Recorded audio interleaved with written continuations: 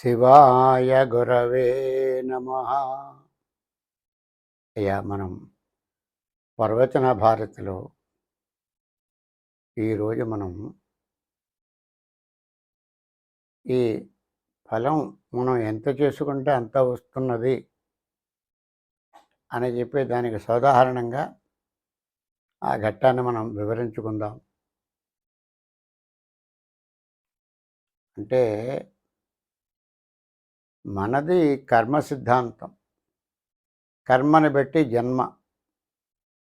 మనం ఏమి కర్మ అయితే ఇప్పుడు చేస్తున్నామో దానికి తగ్గటువంటి ఫలితాన్ని మరు జన్మలో మనకి కలగజేస్తాడు. మానవులందరూ సమానమైనప్పటికీ కూడా విభిన్న రీతులలో మానవులు ఉన్నారు. ఒకని స్థాయి సామాన్యం, మరొకరు మధ్యమం, మరొకరు ఉన్నత స్థితి, మరొకరు ఇంకా ఉన్నత స్థితి. భగవంతుని దృష్టిలో అందరూ సమానమే అన్నప్పుడు మరి ఈ తేడాలు ఎందుకండి అంటే, భగవంతుడు ఎవరి మీద ప్రత్యేకమైనటువంటి ప్రేమ కానీ, అభిమానం కానీ, ద్వేషం కానీ ఉండదు. ఎవరైతే భగవంతుని వైపు భక్తినేటటువంటి అడుగులతో ఎదురగి పెడతారో వాళ్ళని మాత్రం మంచిగా చూస్తాడు. లేదా దుర్మార్గంగా ఉంటే వాళ్ళకి శిక్షిస్తాడు. దానికి తగ్గ జన్మ ప్రసాదించి ఆ కర్మని వాళ్ళ చేత అనుభవింపజేస్తాడు.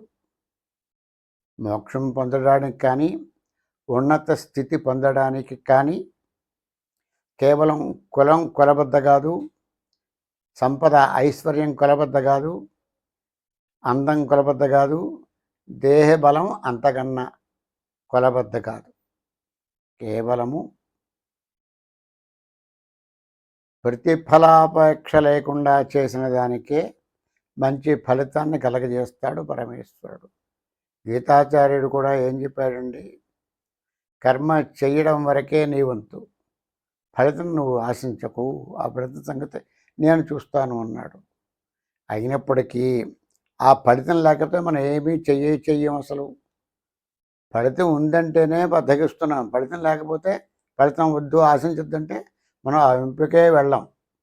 ఇది మానవ నైజం. అయితే ఈ స్థితి నుంచి బయటపడడానికి భక్తి మార్గము, ఆధ్యాత్మిక మార్గము, లేకపోతే తపో మార్గము, రకరకాల పద్ధతులు చెప్పి కాస్త జ్ఞానం కలిగినట్లయితే, జ్ఞాన దృష్టితో చూసినట్లయితే ఈ ఫలితం మనం ఆశించకూడదు, చేయడం వరకే మన వంతు అన్న భావం మనకు ఉన్నట్లయితే ఖచ్చితంగా అది భగవంతుడు చూస్తాడు. ఎటొచ్చి ఆ నమ్మకం మనకి కలగాలి, ఆ విశ్వాసం మనకి ఉండాలి.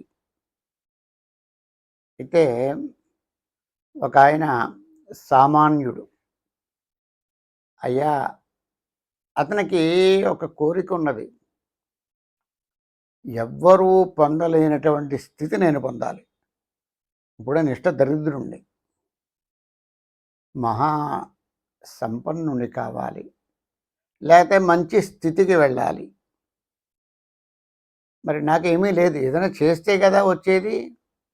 కర్మను పడి జన్మంటే కర్మ చేస్తే ఫలితం వస్తుంది, కర్మ చేయకపోతే ఏం లేదు. మంచి స్థితి పొందాలని మాత్రం ఉన్నది. ఈయన ఒక జ్ఞాని వద్దకు వెళ్ళాడు. నమస్కరించి, అయ్యా మహానుభావ, నేను నిష్ట దరిద్రుడను, నాకు మంచి స్థితి భగవంతుడు కలగజేయాలని కోరుకుంటున్నాను. ఏమీ చెయ్యలేను. ఏ దానాలు, ధర్మాలు, పూజలు, పునస్కారాలు, యాత్రలు నా వల్ల ఏమీ కాదు. కానీ నాకు ఉన్నత స్థితి కావాలి. ఏం చేయమంటారు అన్నమాట. ఆలోచించాడు ఆయన. నీ స్థితి ఏమిటంటే ఏమీ లేని పరిస్థితి, దీనస్థితి అన్నాడు. నీ స్థితి దీనస్థితి. మరి ఏముంది ఉండటానికంటే చిన్న పూరి గుడిసె ఉన్నది, కొద్దిపాటి పెరడు ఉన్నది, లోపల చిన్న పెరడు ఉన్నది అన్నాడు. ఆయన ఏం చేశాడు? వెంటనే ఒక గుప్పిడు తోటకూర విత్తనాలు ఇచ్చి, ఆయన ఇవి పట్టుకెళ్ళి నీ పెరట్లో వేసుకో, అంతా చదును చేసి చక్కగా పదును పెట్టి వేసుకో. వచ్చిన తోటకూర తలో కాస్త కృష్ణార్పణను దృష్టితోటి తలో కాస్త పంచిపెట్టు అన్నాడు. ఈయన సరే ఈ విత్తనాలు పట్టుకెళ్ళాడు. అతను చూసి ఇవన్నీ కూడా విత్తనాలు వేశాడు. మరి కొద్ది రోజుల్లోనే చక్కగా నవనవలాడుతూ ఏపుగా ఇంత మొక్క వచ్చినది. బాగుందని చెప్పి ఈయన ఇంతంత తోటకూర ఒక కట్ట కింద కట్టి అరుగు మీద ఇన్ని కట్టలు పెట్టుకుని ఆ వచ్చే వాళ్ళని వెళ్ళే వాళ్ళని చూస్తున్నాడు. అయ్యా మహానుభావ, ఇలా దయచేయండి అయ్యా, ఏదో మా పెరట్లో ఈ తోటకూర వేశాను, మీరు తీసుకోండి, మీరు కూర వండుకోండి, మీరు పులుసు పెట్టుకోండి, ఏదో విధంగా మీరు ఉపయోగించుకోండి అని చెప్పి అత్యంత వినయంతో భక్తితోటి అందరికీ తలో కస్త ఇచ్చాడు. ఉన్నదంతా ఇవ్వడానికి ఒక వారం రోజులు పట్టింది దీనికి. ఈ వారం రోజులు కూడా అత్యంత నియమనిష్టలతోటి ఈ తోటకూర ఇచ్చాడు ఈయన.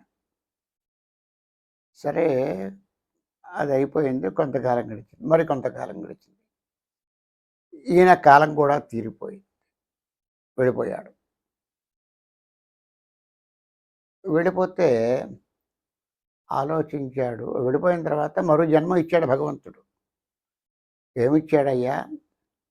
వీడు మహారాజై పుట్టాట. రాజై పుట్టాడు. పుట్టిన తర్వాత దానికి తగ్గట్టుగా పూర్వజన్మ సంస్కారం కూడా ఉన్నది.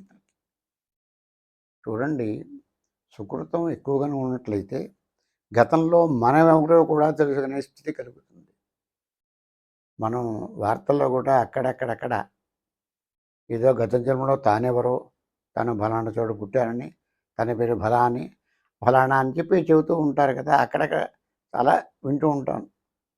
అలాగా ఈయనకి పూర్వజన్మ సంస్కారం కలిగి గతం ఏమిటో తెలుసుకున్నాడు. గ్రహించుకుంటే ఈ స్థితికి రావడానికి కారణం ఏమిటి? ఓహో, ఆవేళ నేను తోటకూర ఇచ్చాను కదా, అంటే తోటకూర మహత్యం ఇది. నేను ఇవాళ సామాన్యుడైనటువంటి నేను ఈ మహారాజ పదవి అలంకరించడానికి, ఈ ఐశ్వర్యము, ఈ భోగభాగ్యాలు అనుభవించటానికి కారణం తోటకూర ఇవ్వడం వల్ల. అంటే తోటకూర ఎంత గొప్పదండి అని ఆలోచించుకున్నాడు. ఆయన మహారాజు కదండి, ఒక 1000 ఎకరాల్లో శుభ్రంగా తోటకూర వేయమన్నాడు. రాజుగారు కదా, బ్రహ్మాండంగా 1000 ఎకరాల్లో తోటకూర వేశాడు. ఎరువులు బాగా చల్లారు, నీళ్లు బాగా పెట్టారు. పెట్టేప్పుడు ఏకంగా నీలువెత్తి ఇంతంత మొక్కలు అయిపోయాయి. అవన్నీ మనుషులు పెట్టి కోయించాడు. ఇంతింత కట్టలు కట్టారు. కట్టలను ఒక మేటు కింద వేశారు. అప్పుడు రాజుగారు తోటకూర వస్తున్నారు, రమ్మని అందరికీ వర్తమానం పంపాడు. రాజుగారు కదా, మరి తోటకూరతో వాడు దక్షిణ కూడా ఏమైనా ఇస్తారేమో చెప్పి బ్రాహ్మణులు బయలుదేరారు. మరికొందరు తోటకూర కోసం బయలుదేరారు. లేరా రే, వీడికి ఈ కట్ట వీడికి ఎత్తండి. ఇంత కట్ట నెత్తి మీద పెట్టుకున్నాడు.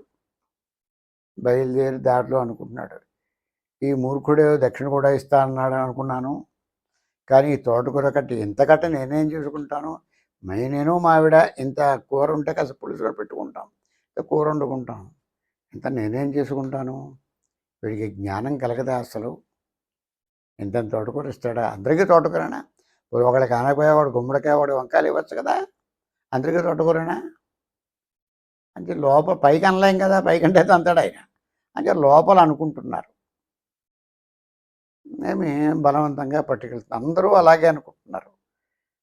వీడు మొహం లేక ఇంత కూర ఇచ్చాడండి, ఏం చేస్తాం మనం, ఏం చేసుకుంటాం కూరంతా? బలవంతంగా రాజుగారు కదండి, మరి కాదనడానికి వీట్లేదు. అందరికీ కొన్ని ఏళ్ల పాటు పనిచేశాడు ఆయన. 1000 ఎకరాలంటే మాట్లాడండి. మరి ఈ పాలన అయిపోయింది. కొంతకాలం, మరి కొంతకాలం గడిచేటప్పటికి ఈయన కాలం కూడా తీరిపోయింది. మరి ఈయన అంచనా ఏమిటయ్యా అంటే, ఏదో ఇంతంత కూర ఇచ్చాను, దానికి నన్ను రాజును చేశాడు. మరి ఇంతంత కట్టలు ఇచ్చాను.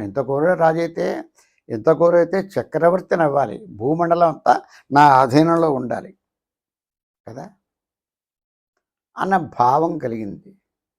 ఈ జన్మ అయ్యాక మరొక జన్మ ఇచ్చాడు. ఆ జన్మలో అతను ఆ రాజు కాదు కదా. అంతకుముందు ఏదో కొన్న కుటీరము పెరడు అన్నాం కదా. అదీ కాకుండా ఏమీ లేనటువంటి అధమ స్థితికి పడేసాడు భగవంతుడు. వీడి భావం ఏమిటయ్యా అంటే, ఇంతకి అంత అయింది, అంతకి ఇంకెంతో అన్న భావనలో ఉండిపోయాడు. వీడి భావన ఎప్పుడూ కూడా ఏదో వచ్చేస్తాడు, ఇంకా ఏదో ఇచ్చేస్తాడు భగవంతుడు, ఏదో ఇచ్చేస్తాడు. ఉన్నది చాలదా? నువ్వు సామాన్యుడు, నిష్ట దరిద్రుడివి. అటువంటిది నేను ఏకంగా రాజు ఆ సింహాసనం మీద కూర్చోబెట్టారు. సరిపోయిందా అక్కడికి? అది లేదు. అంచేత ఆలోచించాడు. మానవుడికి ఎలా ఉంటుందంటే, ఒక స్థితి నుంచి మరొక స్థితి ఎక్కేపటికి మరొక అలా అలా అలా పైకి వెళ్ళిపోవాలంట. నిస్పోవష్టి సతీ సహస్రాధిప సహస్రేణ లక్షంచ లక్షేణ కోటీశ పృథివీపతి పునరంధ్రతాం ఇంద్రో హరిపదం హరపదం లోభావతి కోగతి అధోగతి. అదే ఇక్కడ ఏమీ లేనప్పుడు ఒక 100 ఉంటే చాలనుకుంటాడట. ఆ 100 పదులు కూడబెట్టిగా 100 అవుతుంది.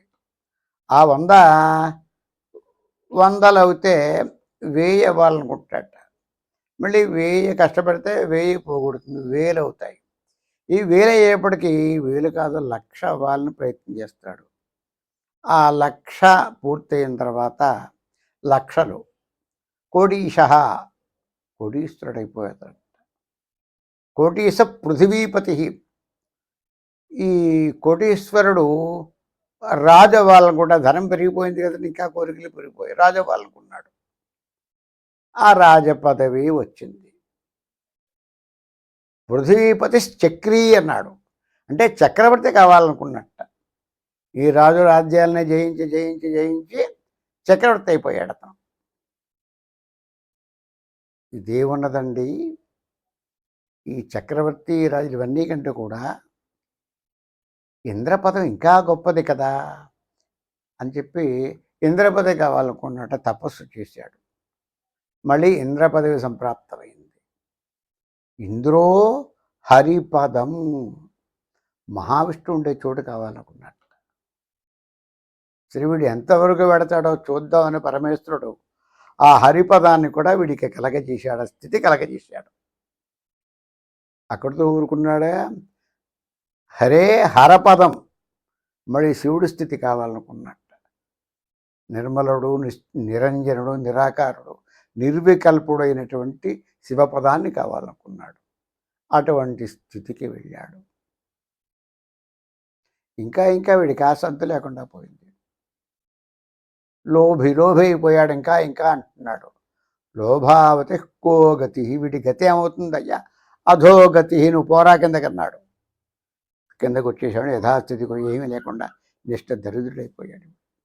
మానవ స్థితి అలా ఉంటుంది. నేను ఎంతో చేస్తే నాకు చక్రవర్తి లేదండి, ఆ రాజుగానైనా ఉండాలి కదా, అది లేకుండా చేసేటి అని ఆలోచిస్తుంటే ఇప్పుడు కూడా ఆ గత జన్మ సంస్కారం ఇది ఉండిపోయి, ఇప్పుడు తను రాజు అవ్వడం అన్నీ గ్రహించుకున్నాడు. ఇలా ఎందుకు జరిగింది అని ఆలోచిస్తే మళ్ళీ ఒక జ్ఞాని వద్దకు వెళ్ళాడు. అక్కడ, అయ్యా మహానుభావ, ఇలా జరిగింది, నాకు కనీసం ఆ రాజు పదవి కూడా మిగల్చకుండా కిందకి పడేసాడు. ఇలా ఎందుకు జరిగింది, నేను ఏ లోపం చేయలేదు కదా అన్నాడు. మహాజ్ఞాని ఆయన ఆలోచించాడు. వీడి పద్ధతి అంతా ఆయనకి అవగతమైంది. అప్పుడు, నాయన, నువ్వు మొదట ఏమీ లేనప్పుడు ఆయన నీకు ఏమి ఇచ్చాడండి? తోటకూర విత్తనాలు ఇచ్చాడు. తోటకూర విత్తనాలు ఇలా చక్కగా ఏపుగా పెరిగింది, చక్కటి నవనవలాడుతూ ఉన్న కూర తలో గుప్పుడు తీసి సో అందరికీ కూడా కృష్ణార్పణం. వచ్చిన వాడిని భగవంతుడితో భగవదార్పణం అన్నాడు. కృష్ణార్పణం ఆయన కృష్ణుడిగా చూశాడు, భగవద్ రూపంలో చూశాడు. అలా ఇచ్చినప్పుడు ఎటువంటి కోరిక ఇతనికి లేదు. ఆయన చెప్పాడు, ఆయన చేస్తున్నాను కృష్ణార్పణం, కృష్ణార్పణం. అయ్యా మరి తీసుకోండి పరమేశ్వరార్పణం, భగవదార్పణం అన్న దృష్టితో చేశాడు. ఎటువంటి కోరిక లేదు, నిష్కామంగా చేశాడు. నిష్కామ కర్మలకు ఎప్పుడూ కూడా భగవంతుడు పరమేశ్వరుడు చక్కటి ఫలితాన్ని మనకి కలగజేస్తాడు. అలాగే కలగజేశాడు వీడికిను. అంతతో సంతృప్తి చెందాడా? రాజయ్య కూర్చున్నాడు. రాజయ్య ఊరుకున్నాడా? ఇంకా ఇంకా ఇంకా కావాలని చెప్పి తోటకూర ఫలితం ఇది అనుకున్నాడు. అయ్యో నిష్కామంగా చేశానే అన్న దృష్టి లేకుండా పోయింది. నాయనా నువ్వు ఇచ్చినప్పుడేమో నిష్కామంగా చేసావు, కొద్ది కొద్దిగా ఇచ్చినప్పుడు నువ్వు రాజు అయిపోయావు. అప్పుడు నువ్వు దరిద్రుడు కాబట్టి ఆ తోటకూర నీ స్థితికి ఎక్కువ. దాంతో నువ్వు చేసావు, బాగానే ఉన్నది, కోరిక లేదు. ఇప్పుడు నువ్వు రాజు అయ్యావండి, నువ్వు ఏం చెయ్యాలి? అసలు నీ స్థితి ఏమిటి? ఇవాళ యజ్ఞాలు చెయ్యాలి, ప్రజాక్షేమాన్ని చూడాలి, చక్కటి పరిపాలనని ప్రజలకి అందించాలి, వాళ్ళ యోగక్షేమాలు చూడాలి. నువ్వేం చేసావు? ఏం చేసావు నువ్వు? అంటే అంతకెంత ఇంత ఇంకెంత అవుతుందో అన్న అత్యాశగా పోయావు నాయన. అంచేత నీకు అధోగతి పట్టింది. నువ్వు చేయవలసిన కార్యక్రమం ఏదీ చేయలేదు, కేవలం తోటకూర మహత్యం అనుకున్నావు. తోటకూర ఇస్తే ఎంతో, బంగారం ఇచ్చినా అంతే భగవంతుడి దృష్టిలో. నేను ఈ స్థాయిని బట్టి నువ్వు చేయాలి, మేము ఈ స్థాయిని బట్టి మీరు చేయాలి. అలా కాకుండా ఇలా అయితే ఇలాగే ఉంటుందన్నాడు. ఇప్పుడు చూడండి, మనలో చాలామంది సరే సామాన్యులైతే వాళ్ళ స్థితికి వాళ్ళు చేసుకుంటారు, పర్వాలేదు. స్థితి పూర్తిగా మంచి ఉన్నత స్థితి కలిగి ఉండి కూడా మనకి ఇది చాలా, మనకి ఇంతే ఉంది, ఇంతే ఎంత ఉన్నా ఇంతే ఉందనుకోవడం, ఏదో కొద్దిగా నామకంగా ఇవ్వడం. ఈ దృష్టి అన్నది అంటే ఇవ్వడమే కాదు, గుళ్ళు గోపురాల్లో కూడా ఒక్కొక్కడు చూడండి, ₹1 ఎక్కువ ఆయన వెతుకుతాడు, పొరపాటు కూడా ₹2 ఎక్కువ ఆయన వాడు చేత యువతల పడదు, ఆ రూపాయి ఇస్తాడు.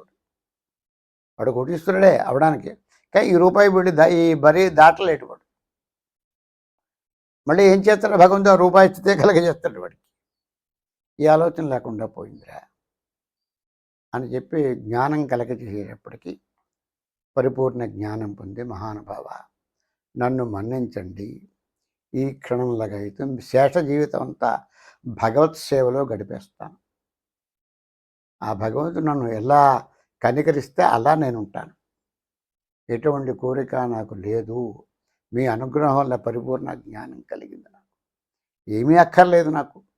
పరమేశ్వరుడు సన్నిధి తెప్పించి ఈ ఐహిక సుఖాలు నాకేమీ అవసరం లేదు అని చెప్పి అలాగే జీవితాంతం మరి ఆ భగవత్ సేవలో, పరుల సేవలో గడిపేస్తూ అతను ఉన్నత స్థితి పొందాడు.